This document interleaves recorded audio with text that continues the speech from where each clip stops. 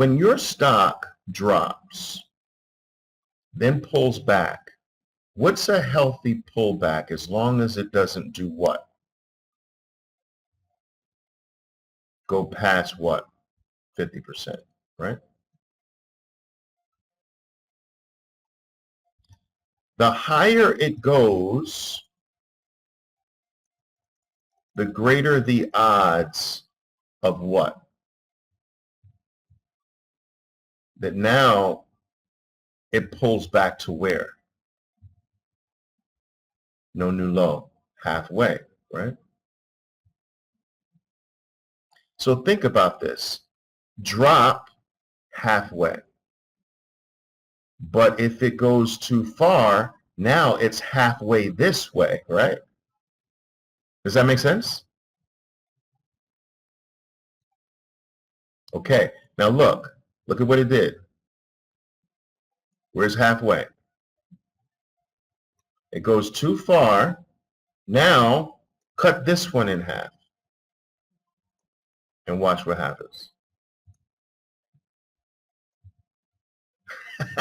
It's like freaking magic, right? So you should be getting out here because this moved up. And when you said I made a very bad ad, I was like, that's boss ad. What is she talking about? That's a beautiful ad, but you're adding here to get out halfway, really, to get your money back, right? But you can't see, guys. If you bounce like that, expect a new low.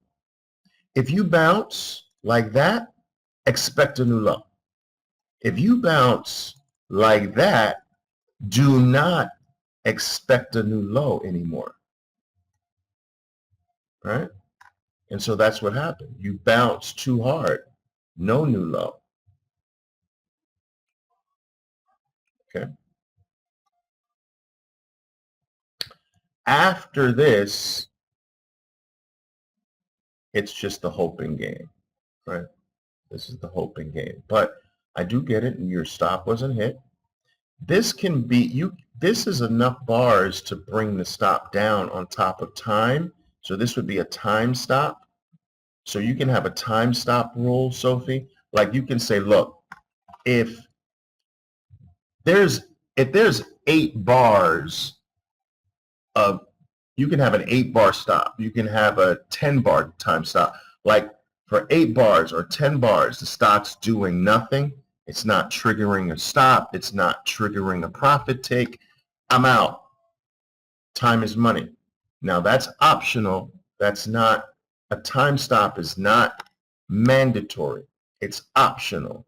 Some traders don't like to waste. It makes them lose too much opportunity when they're in a stock that fails to produce something. It takes up too much of their energy, too much of their time, too much of their focus, and they're missing money. Now, a trader who's very good will tend to be a time stop trader because they're like, look, I could have made another $2,000 and I'm playing around with this thing, right? But that's an example of, you say, you know what, let me just get out of this thing.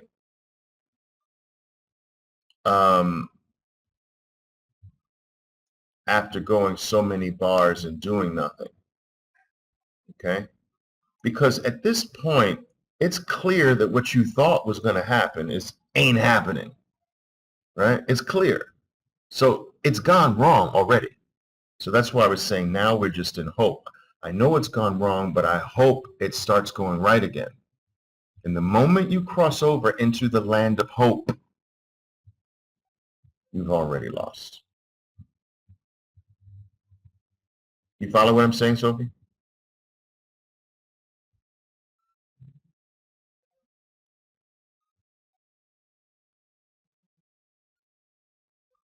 No, Ty, but the ad was good. It's just that the ad was okay.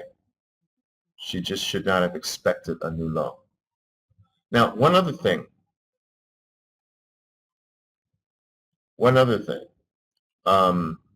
The way something starts, the way a turn starts is very important. You see, this turn was cool, right? Like, well, the way a turn starts. So you see how this turns with the most powerful pattern you know. That's a sign right there. Then it moves more than expected. So that, along with the fact that now this is going to be support too. And if you go all the way to the right, if you take the top of the most powerful pattern, right? Now go all the way to the right and look. See? So if I was even in this trade hoping with you, if that support didn't break right here, and then it pops back up, I'm killing that thing. Because this is your supportive power, right?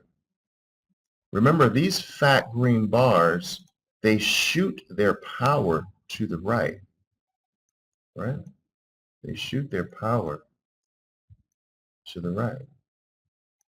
So fat bars are support. See?